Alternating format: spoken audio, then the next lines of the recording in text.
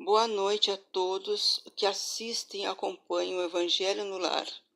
Vamos elevar a Deus os nossos pensamentos e a Jesus e à espiritualidade da Casa Espírita Eular Nogueira e pedir a proteção, o amparo neste momento de leitura do Evangelho para termos o equilíbrio e entrarmos em sintonia com o plano espiritual.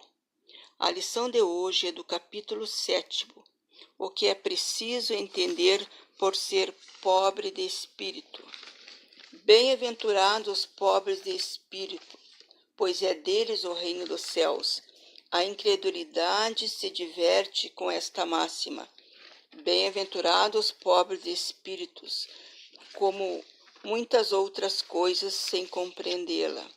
Por pobre de espírito, Jesus não entende os homens desprovidos de inteligência, mas os humildes.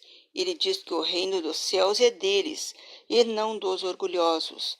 Os homens de ciência e de espírito, conforme o mundo, geralmente têm tão alta consideração a si mesmo e a sua superioridade que veem as coisas divinas como indignas de atenção. Seus olhares, concentrados em sua pessoa, não podem elevar-se a Deus. Essa tendência de se crer acima de tudo leva-os com muita frequência a negar aquilo que, estando acima deles, poderia rebaixá-los, negando mesmo a divindade. Ou se consentem em admiti-la, contestam-lhe um de seus mais belos atributos, sua ação providencial sobre as coisas deste mundo, persuadidos de que só eles bastam para bem governá-lo. Tomando sua inteligência como medida da inteligência universal e julgando-se aptos a compreender tudo, não podem acreditar na possibilidade do que não compreendem. Quando se pronunciam para eles, seu julgamento é inapelável. Se recusam a admitir o mundo invisível e um poder extra-humano, não é, todavia, porque esse esteja acima de seu alcance, mas porque seu orgulho se revolta com a ideia de algo acima do que não podem colocar-se e que os faria descer de seu pedestal. Por isso, ele só tem sorriso de desdém para tudo que não é do mundo visível e tangível. Atribuem-se muito espírito e ciência para acreditar em coisas, segundo eles, boa para as pessoas simples, tomando por pobres de espírito os que as levam a sério.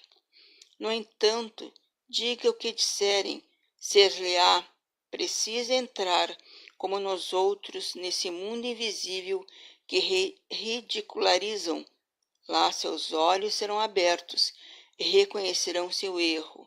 Mas Deus, que é justo, não pode receber da mesma forma aquele que não reconheceu seu poder e aquele que humildemente se submeteu às suas leis, nem os igualar.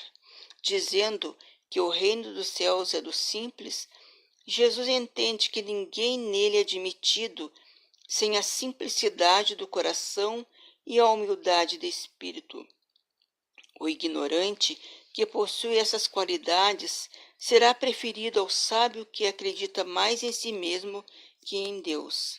Em todo caso, ele coloca a humildade na classe de virtudes que nos aproximam de Deus e o orgulho entre os vícios que dele se afastam, que nos afastam. Isto por uma razão muito natural, a de que a humildade é um ato de submissão a Deus, enquanto o orgulho é uma revolta contra ele.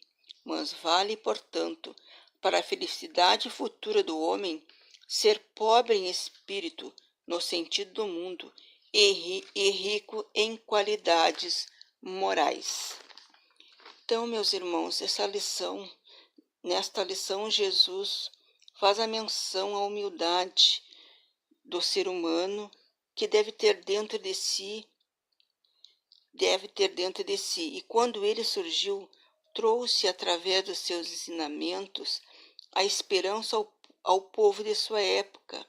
E no Sermão da Montanha, ressaltou as bem-aventuranças e se dirigiu não àqueles que se achavam superiores a tudo, pela vaidade e orgulho, mas sim aos simples que escolheram o caminho para atingir a perfeição, pois a humildade é uma das virtudes que mais nos aproxima de Deus. Para Jesus, os pobres de espírito são os humildes de espírito e simples de coração, que reconhecem suas imperfeições e suas fraquezas, que sabem que precisam mudar para o seu crescimento espiritual. Os que têm consciência de que tudo que possuem são uma dádiva divina e que todos devem agradecer e aprender que a maior riqueza é o amor e que os bens materiais permanecerão na terra após a morte, sem nenhuma utilidade no mundo espiritual.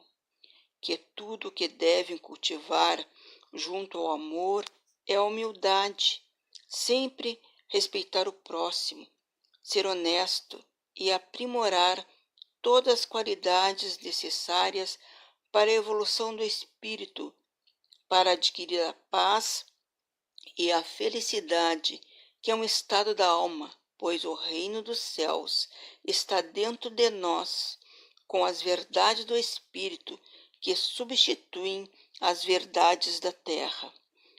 Agradecendo nesse momento essa lição que tanto nos chama a atenção para a nossa mudança interior, para o nosso íntimo, agradecemos a Jesus a visita e o amor e a sustentação que nos foi dada também pelos amigos espirituais durante este Evangelho e porque possamos sempre estarmos reunidos para reconhecermos e recebermos as orientações necessárias através desse livro iluminado. Que as águas sejam magnetizadas com fluidos salutares para o corpo e espírito. Que Jesus nos ilumine hoje e sempre, e que assim seja.